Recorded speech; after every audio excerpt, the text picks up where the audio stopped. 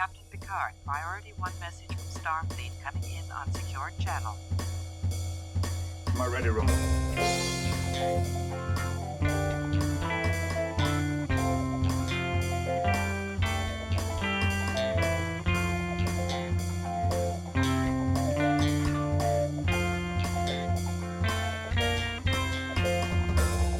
And welcome to the Readier Room, the only Star Trek The Next Generation rewatch podcast with on-the-set stories and insights from the past coming to you today.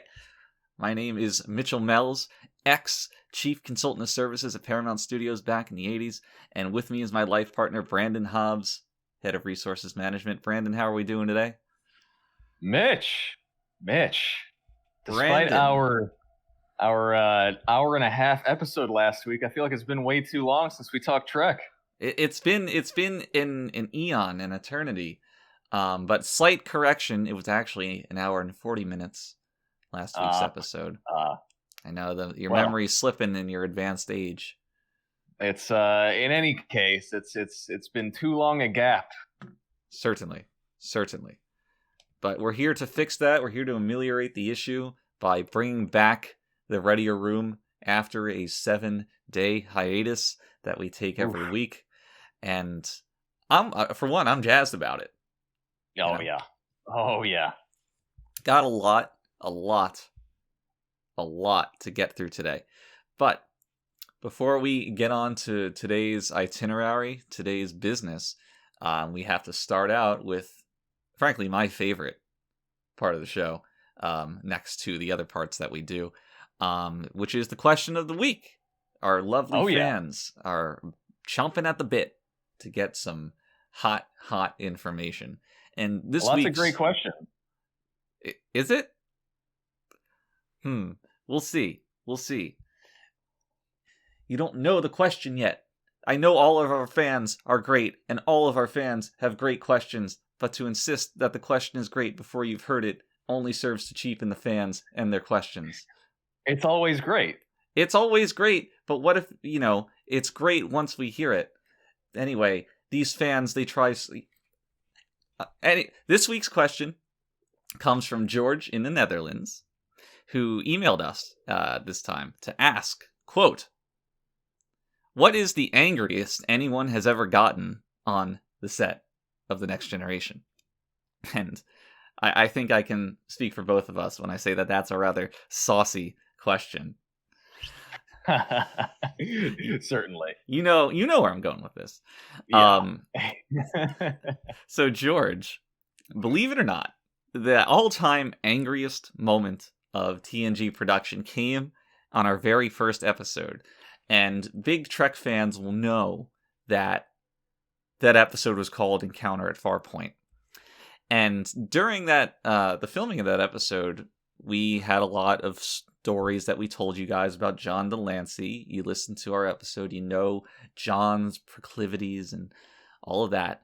But longtime Readier Room fans will remember that John has quite a number of wardrobe changes over the course of that episode's run, and really every episode he ever comes on. But anyway, between takes, John was in costume, and I think he was wearing his Roman Centurion costume, maybe? I don't remember exactly. Yeah, no, it was. I think you're right. Okay.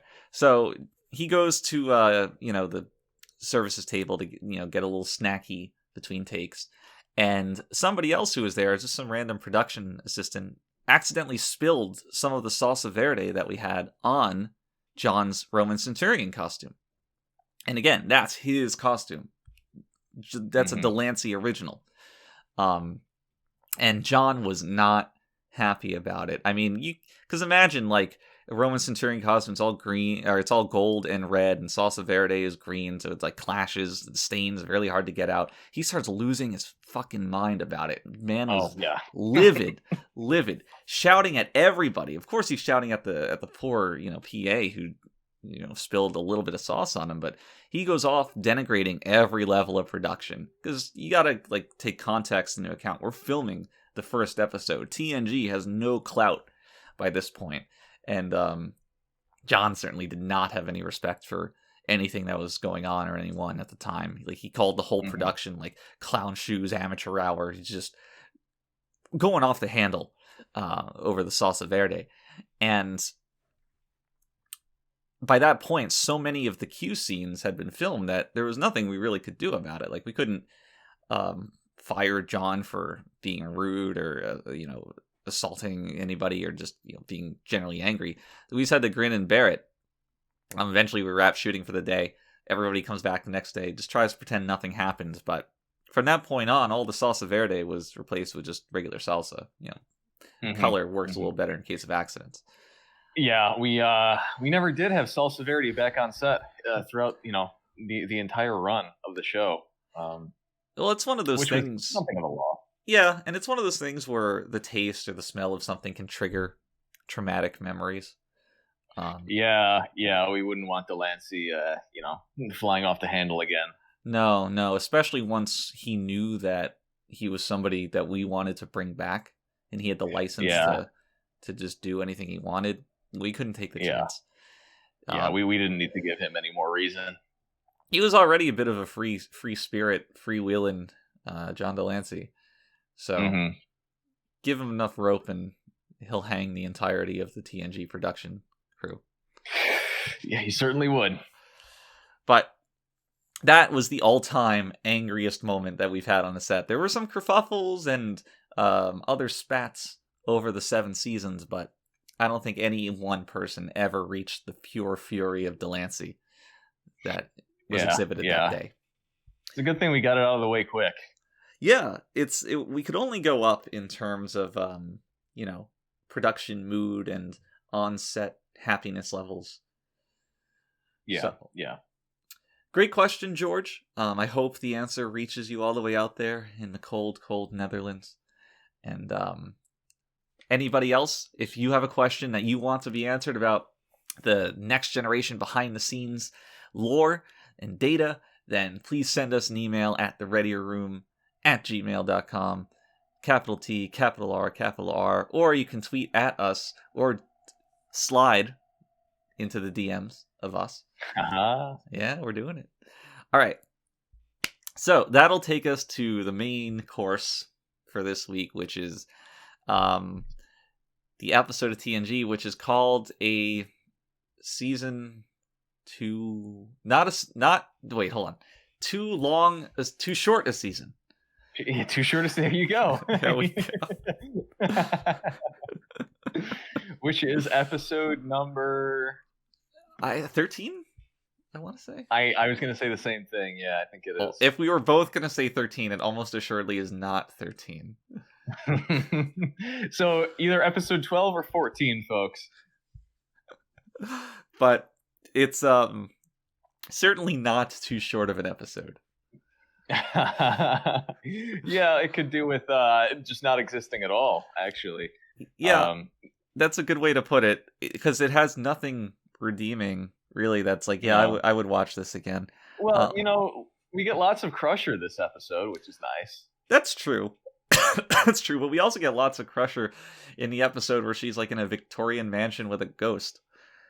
And that also is not a good one.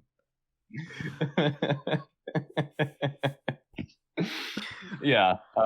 Gosh, where to start with this one?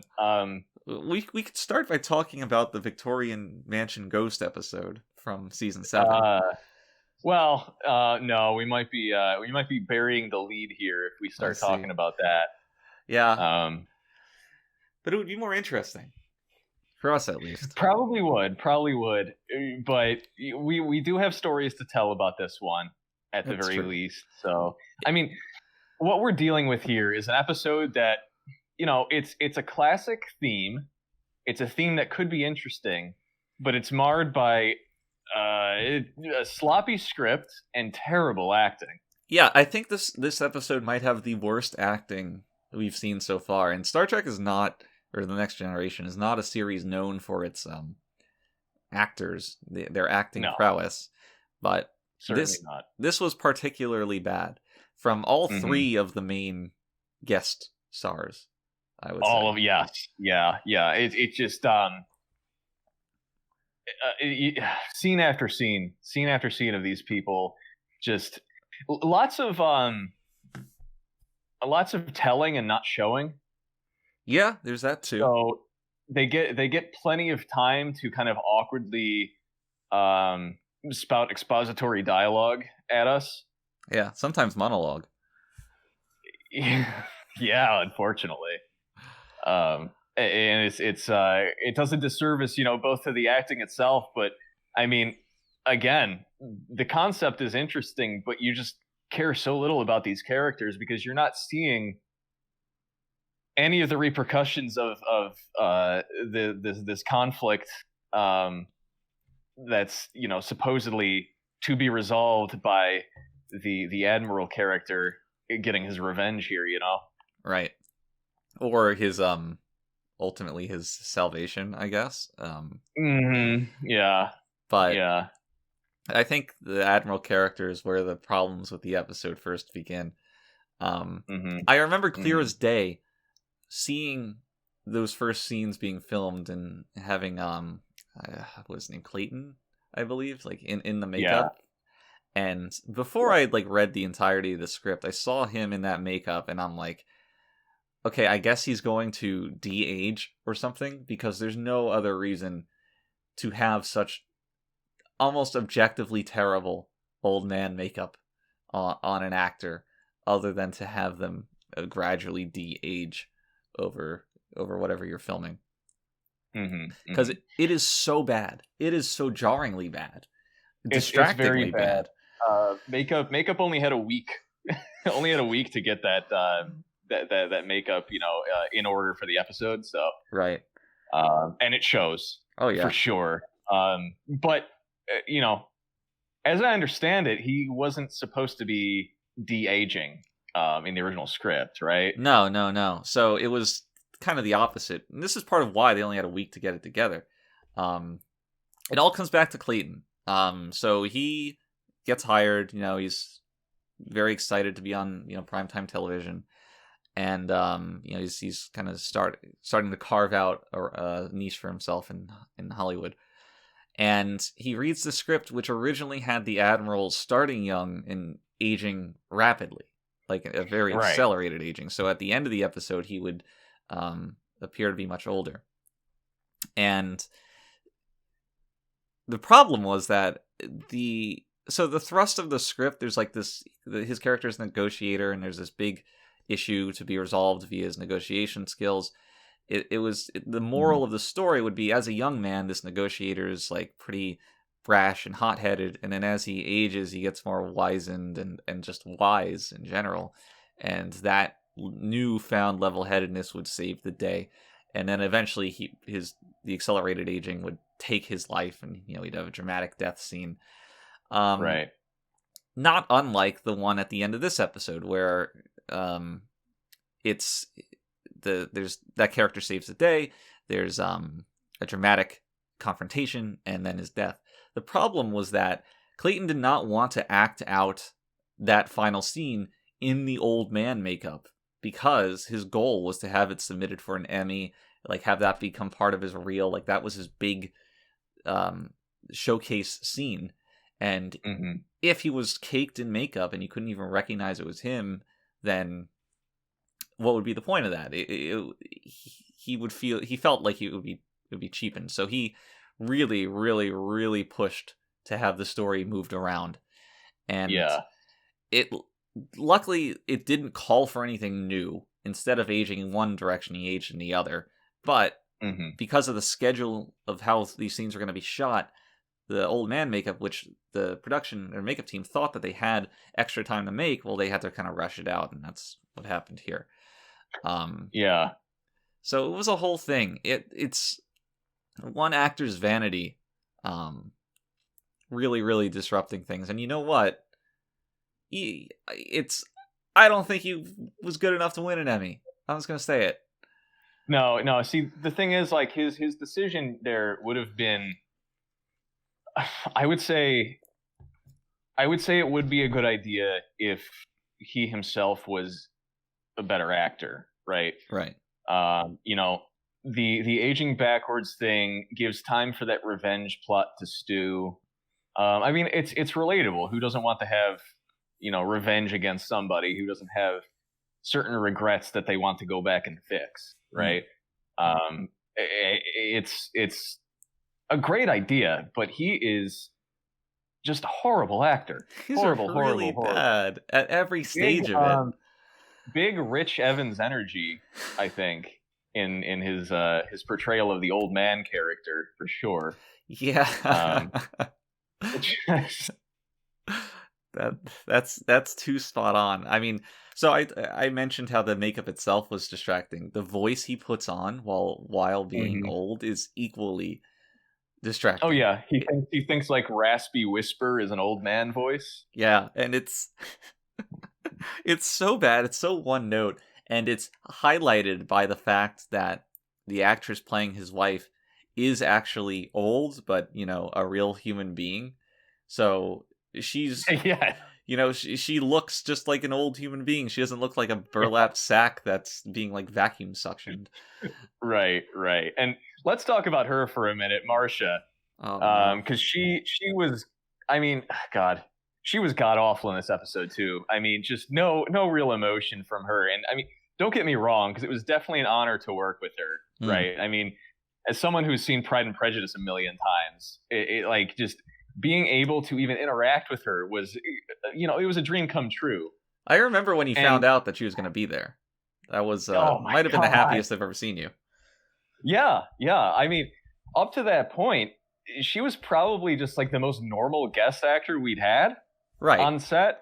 For those who don't know, Marcia Hunt was blacklisted from Hollywood back in the day for reasons that we don't really need to get into here. Which I guess explains why in her later years she was dealing with stuff like, Star Trek. Yeah. Just whatever work she could get. Yeah. Unfortunately. But honestly, just the nicest person. Thankfully, an exceedingly normal human being. And she gave me this book that she autographed, The Protocols of the Elder of Zion. I didn't know she autographed your copy. Oh my God, yeah, I still have it. It's on my desk right here. I have it with me all the time. Mitch, it changed my life. She was such a complete sweetheart.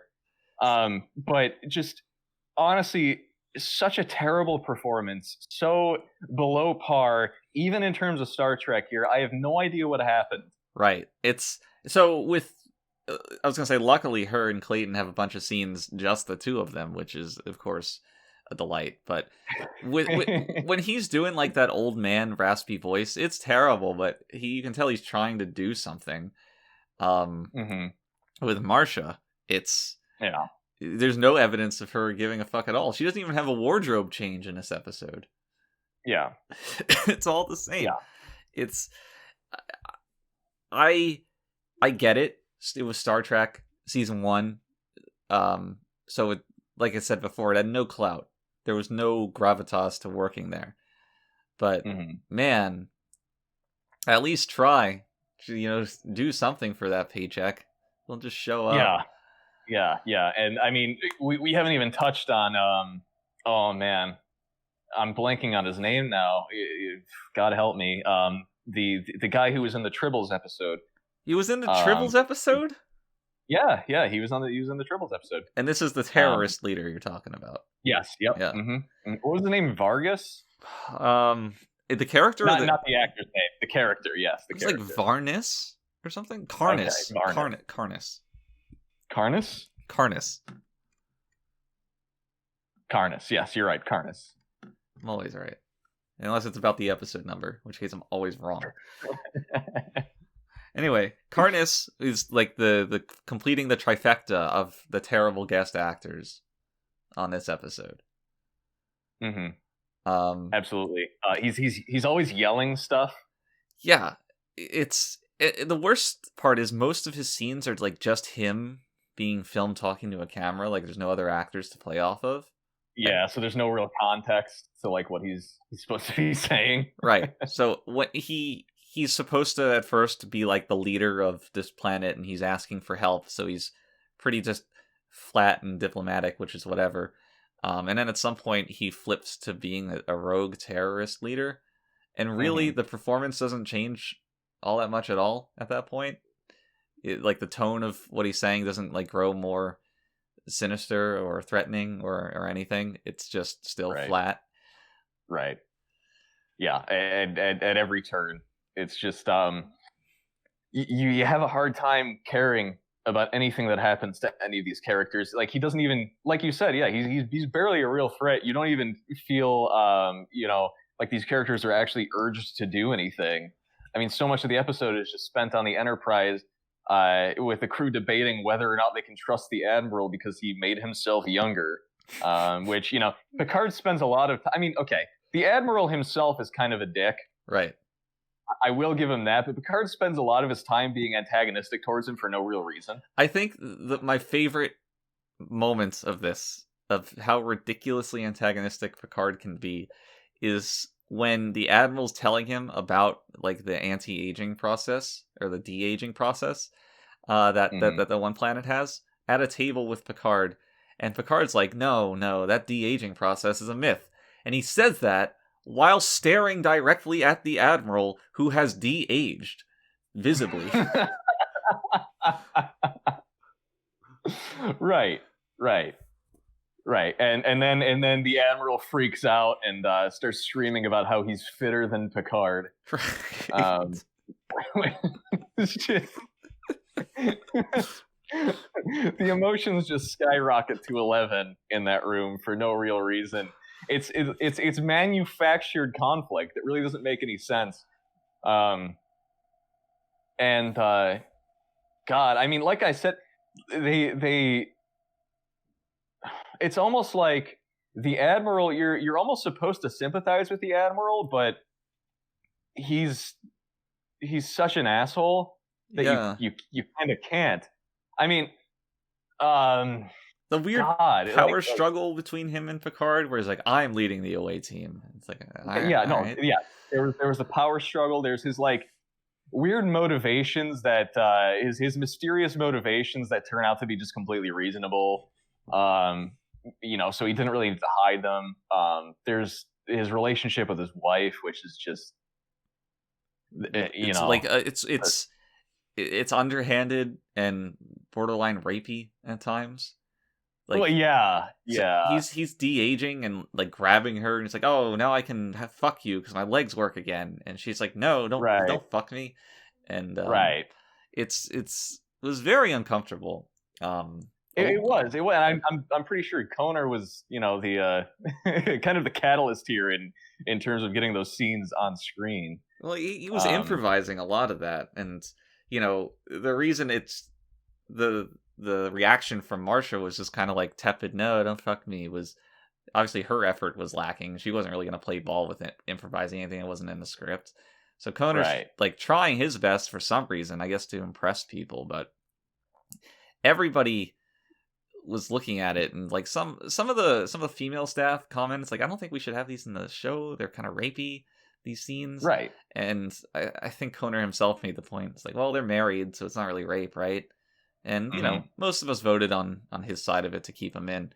But I don't think they, ultimately, with the benefit of hindsight, I don't think they add that much to the show, these scenes. The thing is, he's not wrong. Right? He's not technically wrong. Right. But the way the scenes are portrayed, it doesn't go very far in terms of us getting to like him. You know what I mean? And you don't, and hating him doesn't benefit things either. Right. Because the whole arc of the episode is that this character ultimately gets his redemption, but you don't really care to see him redeemed because you just feel like he's an asshole. It's like, all right, I guess he is not. It kind of just like peters out at the end without really any emotion to it at all. But we'll get to that. I would like to just touch upon some choice Troy quotes from this episode. Oh God, did you write these down? I wrote these down. So the first time the Admiral and Picard are on the bridge and they contact Karnas, right? Mm-hmm. You remember this? Yeah. Where they have an exchange, and then they cut the transmission, and then Troy looks at the Admiral and says, in reference to Karnas, from his body language and tone, something, some observation. He's hiding something or whatever. Right. But from his body language and tone, she's a mind reader. I'm sorry? Like, what? Anyone could do that. Anyone could say from his body language and tone, I think he's hiding something. The best would have been a response from Picard. It's like, all right, but what was he thinking? Like, what were his emotions? Well, that's all I could think through this entire scene was just, he give us something more than what we could possibly infer as the audience without psychic powers. I like to imagine Troy's like on her phone, and then she looks up. It's like, oh yeah, from his tone, I think he's kind of angry.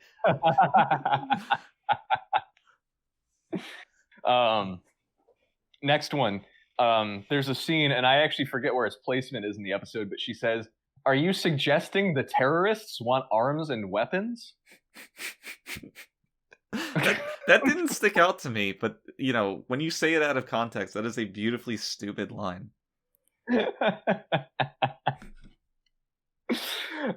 And finally, this isn't from Troy, but it's in reference to her. Picard and Crusher are in Picard's Ready Room, right?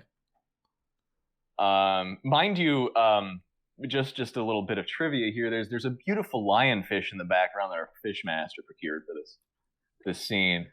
Always did great work. It's just a fucking beautiful specimen. But anyway, Crusher says, "I think the Admiral is hiding something." Okay, and Picard says to her, "That's an observation I'd expect from Counselor Troy." And Crusher kind of just like looks down and looks displeased. Yeah, I remember this. Which kind of brings up the question, like, what do these people think of Troy? Just bullying her about her incompetence behind her back. I love it.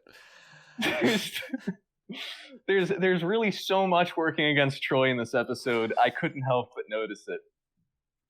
That's so good.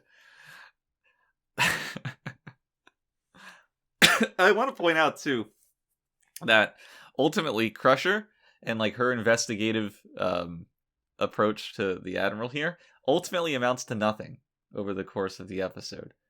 Right. Like, yeah, the Admiral's obviously de-aging. They don't really need to investigate that. And then they're like, pretty obvious. Right. And then they ask him, what's going on? And he's like, I'm de-aging. And it's like, okay. Like him falsifying his test results didn't matter. His it goes nowhere. Right. Him getting sick like on the ship itself Crusher doesn't really do anything about that. So there's a lot of Crusher in this episode, but it was kind of a formality where it's like, all right, this is like a body thing. Let's have the doctor talk about it. But right. All the information comes out of the guy's own volition without any prompting from Crusher. And the one time she does suspect that something's going on, Picard just talks her down, equates her to Troy. Right, yeah. It basically amounts to nothing. So, no reason for her to be there. Aside from, I guess, her reviving him in the last 3 minutes so that he can make the worst monologue performance I've ever seen on Star Trek. Just give us some more dumb platitudes, as TNG loves to do. She had to, like, make his eyes puffy and red. That was that was her role. So then he could stand up and like violently convulse and shake. Can we talk about the haunting music that plays, the haunting music sting that plays as the Admiral slowly walks towards the Enterprise controls? Yes. And everyone just kind of stares at him. Nothing doesn't matter at all. Yeah. They're, Why? and they make a point where he's like, the Admiral says something, and then Picard's like, well, Admiral, you'll only be there for a couple of minutes. And he's like, I know. And then that's it. That's all they say about that. There's none of this like power struggle for the Enterprise. Like, really, the Admiral is very content to just have the away team under his purview. So really, that whole Picard Admiral dynamic doesn't amount to anything. They're like sowing these seeds of potentially interesting plot points that never go anywhere. Yeah, and I'm almost at a loss for words here because it's just so amateur that none of this should have ever happened. Right. Clown Shoes Amateur Hour. It honestly, maybe Delancey was right about us. It was Clown Shoes Amateur Hour. Especially season 1, at least. Yeah, just all over the place. So, I mean, God, where do we go from here? So he's de-aging, and... Oh, do you want to talk about the wheelchair? Yeah, I mean, I guess if we get too far away from the de-aging, then it'll be difficult to talk about it, but this wheelchair has become like a central figure in our lives behind the scenes. I mean, yeah. If you it's prime TNG stuff. Right. If you talk to anybody who's worked on TNG and mention just the wheelchair, they will know exactly what you're talking about. Yeah, I mean, anyone who's there from the beginning, for sure. And so, I mean, God, where do we even start with this? So we got so many complaints about this stupid wheelchair that the Admiral's rolling around in, at least in the beginning half of this episode, because it costs somewhere around $10,000. Yeah, in 80s money before, like, not adjusted for inflation, an absurd amount of money to make this thing. It was insane, and it barely worked. And, like, it almost didn't work at all. I mean, it was enough to just like very slowly get you from point A to point B. And that opening mechanism, I mean, half the time it would just get stuck. So many takes wasted. So yeah, just a real piece of work. But Rick was really determined to get our money's worth out of it, I guess, just to salvage the whole situation, because the higher ups were not happy with our spending so much of the budget on this dumb little chair that was only going to be used for this one episode. Right. So Rick, his genius idea was to replace the director's chair with it.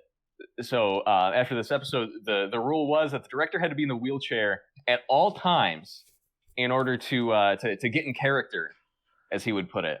Well, right? It also helped the actors to kind of get into especially guest actors, to get into like that sci-fi state of mind where they would look back at the camera, and like on the other side of it would be this kind of futuristic chair. Mm-hmm. Yeah, exactly. It gets you in like it gives you some kind of reference for everything. So it did work to an extent. The only problem was right after this episode, the thing just stopped being able to make left turns. So much time was just wasted on set doing 360s in the thing. So this just lasted probably until around mid-second season. Yeah, it didn't take very long for that thing to become non-functional. Yeah. So we did eventually have to retire it. Luckily, you and I were able to take it for a spin 2 or 3 times before that happened. Oh yeah. You'd be surprised on the top speed of that thing. For sure. You get that out on the lot? Oh man, wild stuff. But yeah, I mean, just what a useless prop. Yeah, so the whole idea is like we have to communicate that he can't walk, and it would be ridiculous to just have a wheelchair in some people's mind. Right. That we have to have the space wheelchair. Mm-hmm. So, I mean, never mind the fact that we're dealing with office chairs in the conference room. Right. Just normal chairs. Which I guess the show does a good job of hiding on camera. That they have the wheels. Yeah. So you do tend to not think about it, but I mean, just a little bit of observational skills will lead you to realizing that yes, they're just office chairs. If this but was yeah, made today, they would be gamer chairs. they would be. Look for that in Star Trek Picard season 2. Very excited. Yeah, cannot wait. So, God, where do we even go from here? So he's de-aging. So he's de-aging. His whole thing is that he wants to right the wrongs of sending this planet into a state of 100 years of civil war or something. 40 years. So that's the thing. There's like his backstory is not what it would seem to be. The official record is that he went and mediated this conflict and did a good job. And then the unofficial truth is that he went and supplied both terrorist parties with weapons so they could fight each other. Yeah. I don't really get why he did that. I know that he gave them to one of the parties because they had hostages. I don't really know why he gave them to the other one. Oh, right. He rationalizes this as being the prime directive, which exactly, not even a Starfleet admiral knows what the prime directive is. Apparently not. At least not in season 1. No. So they okay, by the prime directive, if I give them both the same weapons, then it would be like I didn't do anything at all, and the things would play out normally. Which is right. How would I know they would kill each other? With the weapons I gave them. Yeah. I think his rationale is like, I thought it would only be like 1 or 2 years of war, not 40. Right. Which, I guess I can kind of sympathize with. Sure, whatever. I think it's pretty dumb. I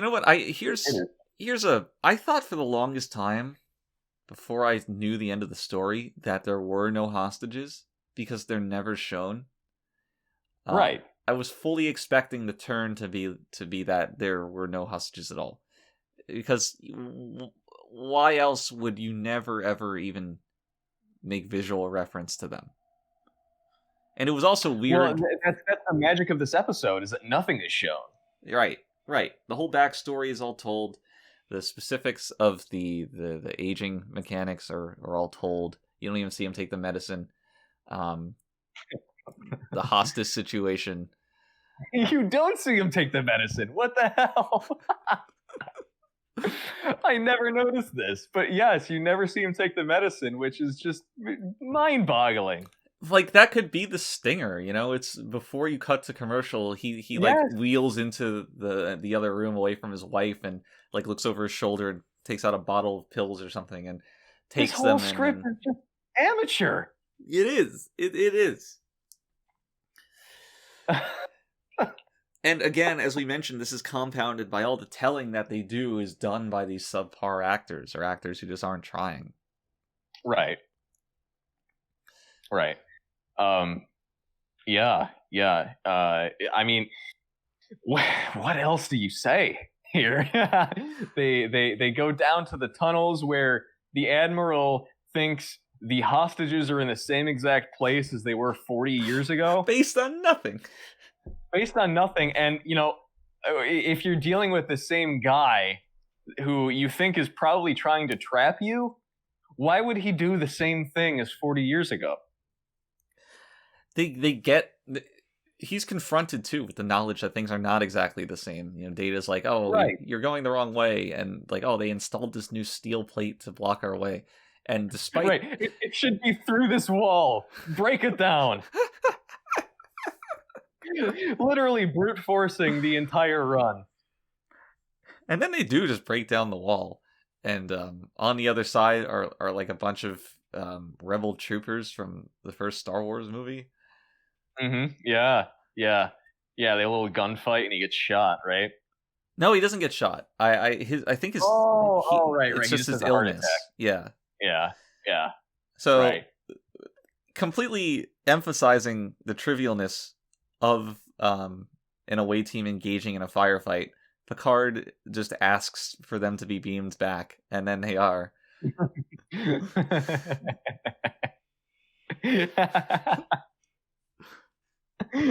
Right. Why don't they just like, Enterprise, 12 to beam directly to the brig?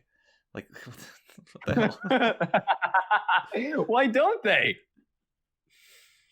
Why don't they? Like, I can understand that at some point you just need the stories to work, and well, yes, I mean there's drama involved, but yeah, that is another Trek thing that I guess we haven't really touched upon too much, but just how convenient it is to beam people away from intense situations. Yeah.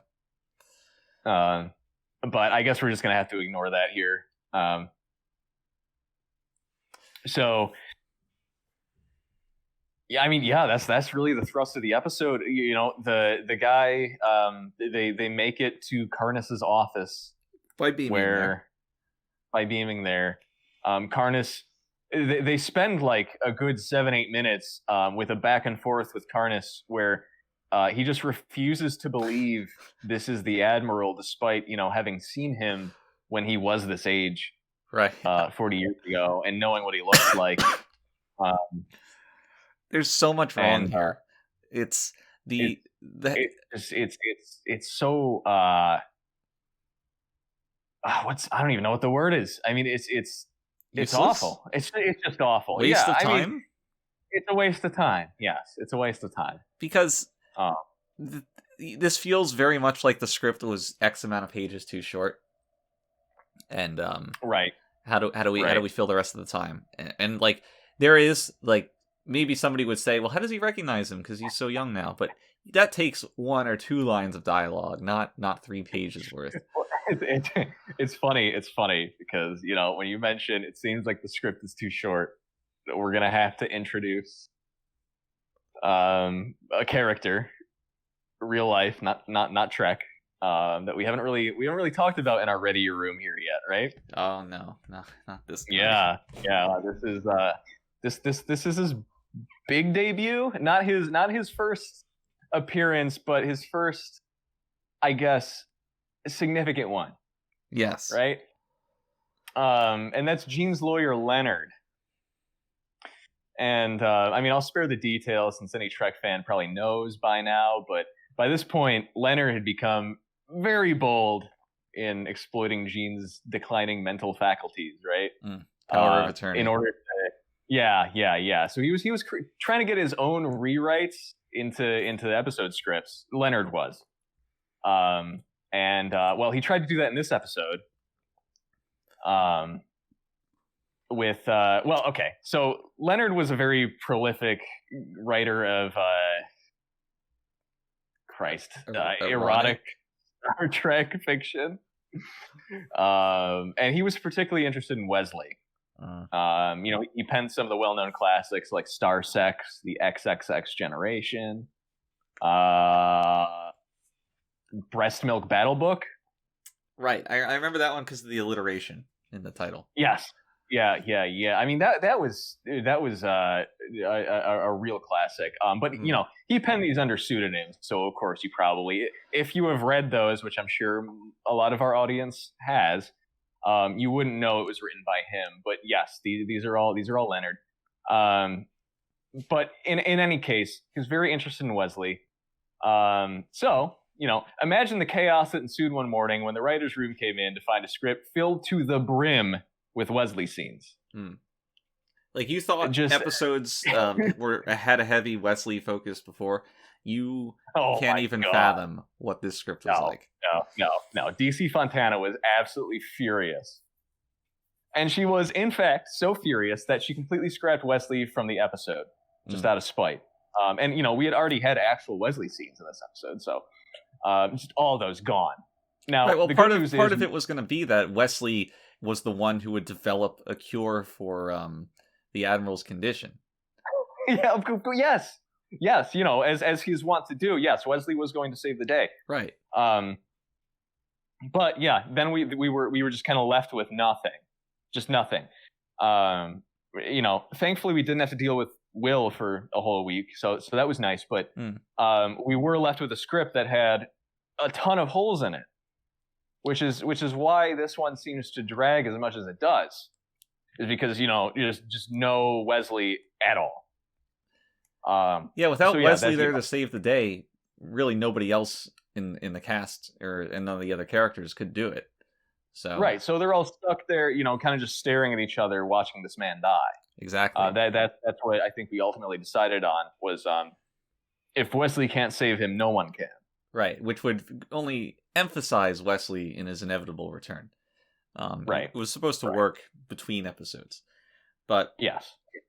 Instead, we have 3 minutes of explaining to a character things the audience already knows, just for their own benefit.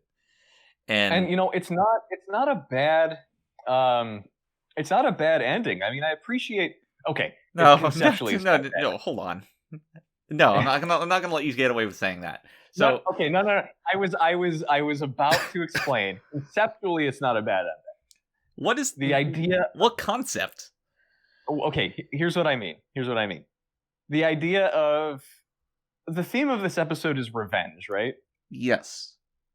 And the Admiral beams down to the planet, and basically the two, like he and Karnas, realize that they're both kind of past their prime, washed up, and despite the fact that they despise each other, there's nothing they can do about it anymore.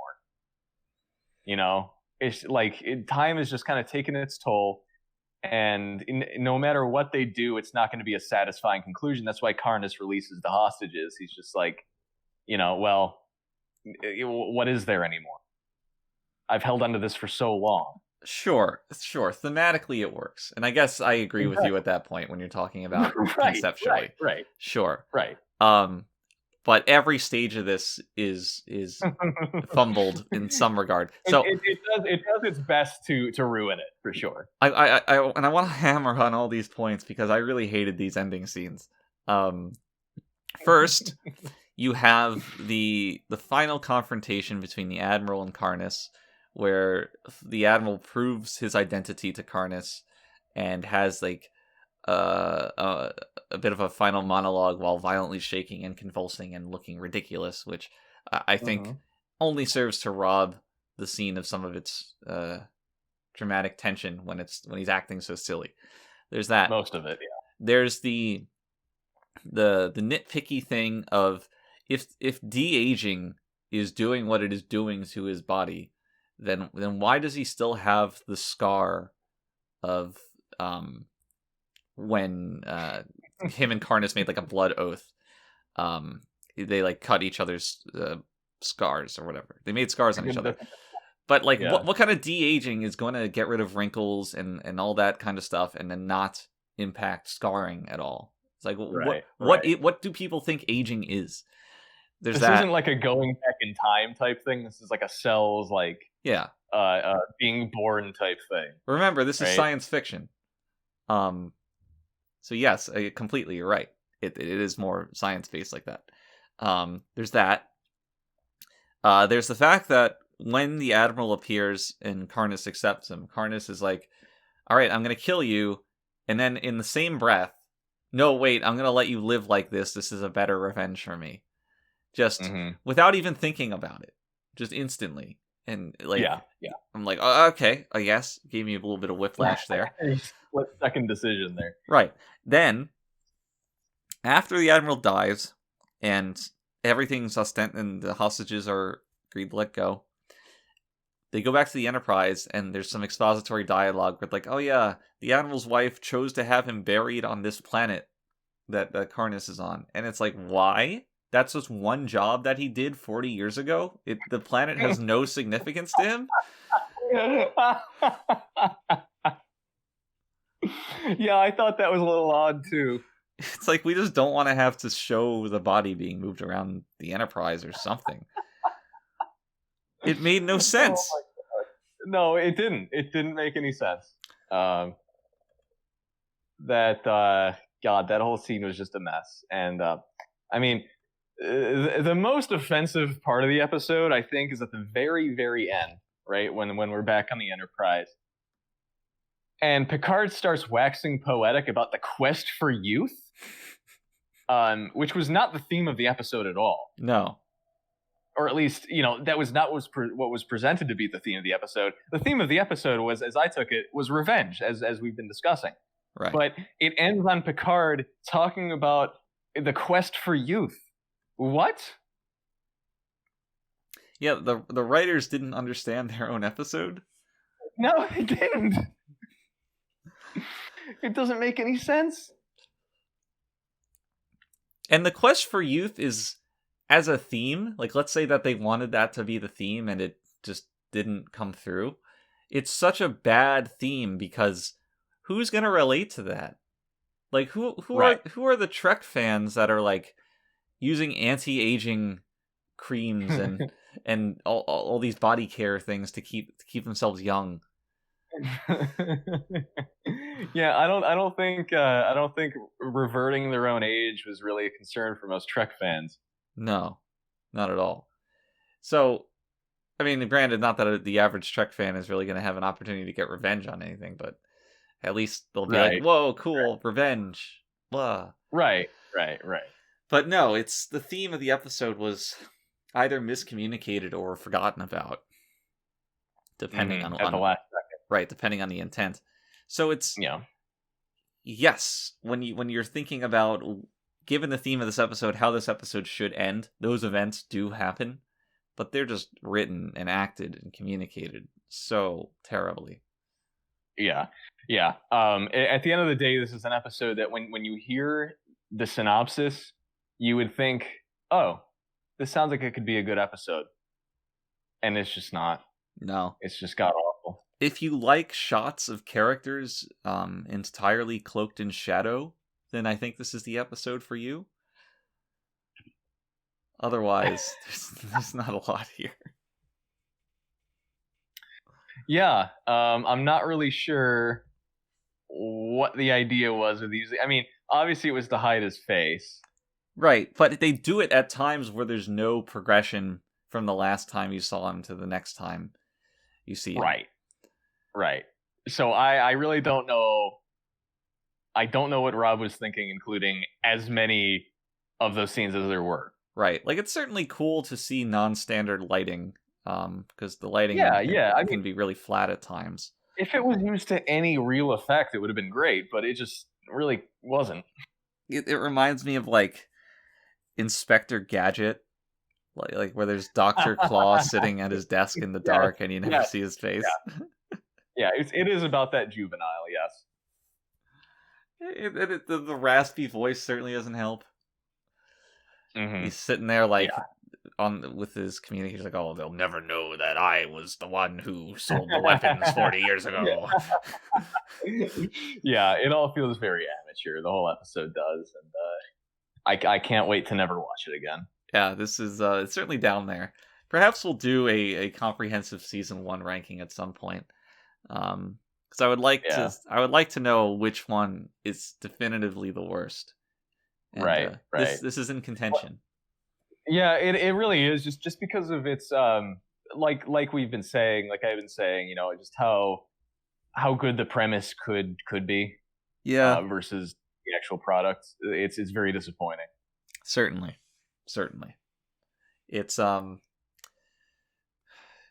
was too long an episode. I had to look up the fucking title so I could make that joke. I did not have it on hand.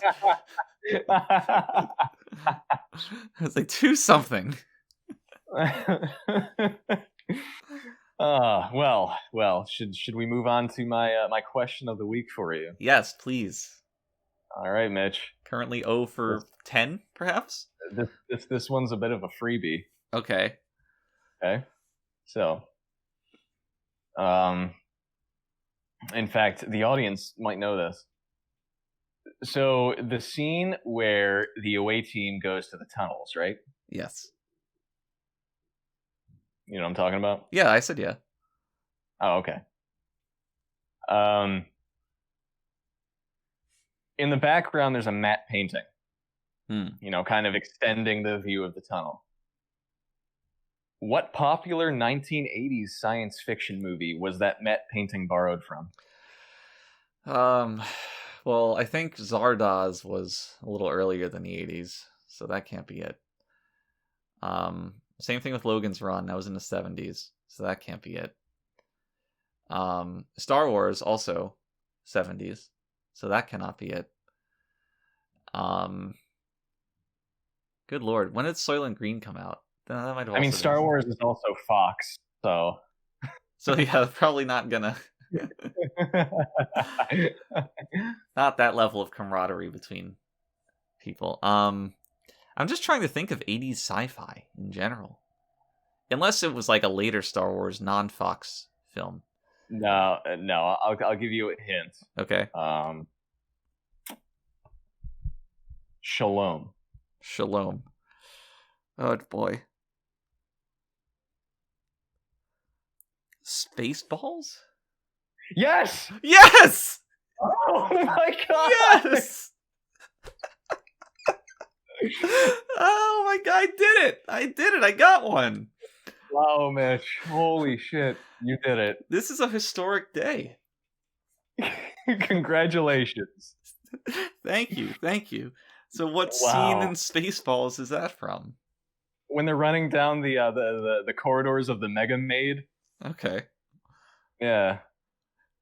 But you weren't ready for me to get that. I was not. Despite identifying it as a freebie. That was just to rub it in. Oh my god. Well, your Wow. hint, it was Wow. maybe you did give a hint, to be fair. Well, you know, I may have to change the segment now that you've gotten one. It just until I experience some amount of success, and at that point we got to call it Yes, quits. yeah, exactly. Which is actually my plan for the podcast in general. Well, I think we're gonna make it all the way through, thankfully. Can't wait. Well, I'm excited to see what we have cooked up next time, whether or not it's more trivia or a brand new segment that will be equally as vexing to me. But until then, when we find out, everybody out there, please stay readier. The troublesome little man-child.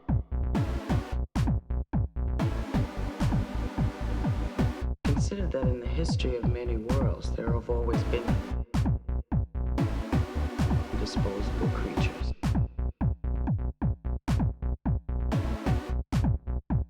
Do you consider yourself superior to us? Should have told him to mind his own damn business.